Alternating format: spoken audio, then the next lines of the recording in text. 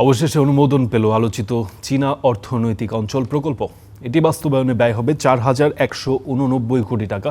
এছাড়া মঙ্গলবার জাতীয় অর্থনৈতিক পরিষদের নির্বাহী কমিটি একনেক সভায় ৭,০০৩ কোটি টাকা ব্যয়ের ৫ প্রকল্প একনেক সভায় অনুমোদন পায়।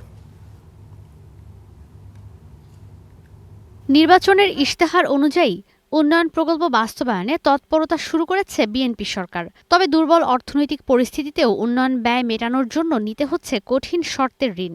চীনা অর্থনৈতিক অঞ্চল তেমন এক প্রকল্প। জাতীয় অর্থনৈতিক পরিষদের নির্বাহী কমিটি একনেক সভায় প্রকল্পটি অনুমোদন পেয়েছে। এর আগের সভায় এটি অনুমোদন দেওয়া হয়নি।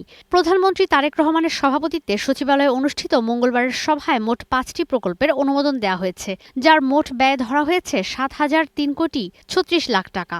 এর মধ্যে সরকারের নিজস্ব অর্থায়ন ৪,৫৩৬ কোটি ১০ লাখ টাকা এবং প্রকল্প ঋণ ২,৪৬৭ কোটি ২৬ লাখ টাকা।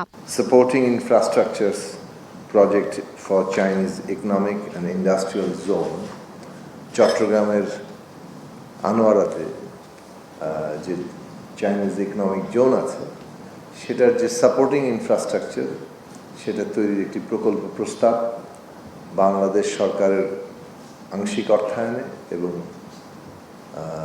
বাকিটা বিদেশি ঋণে চীনের ঋণে এই প্রকল্পটি হবে।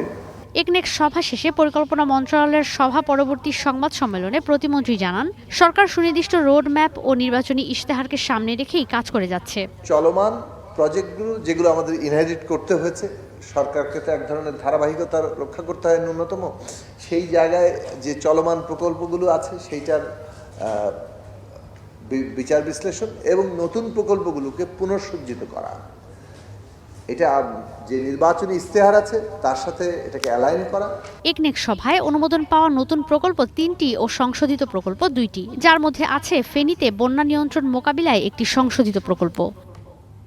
ঈশিতা ব্রহ্ম, স্টার নিউজ, ঢাকা।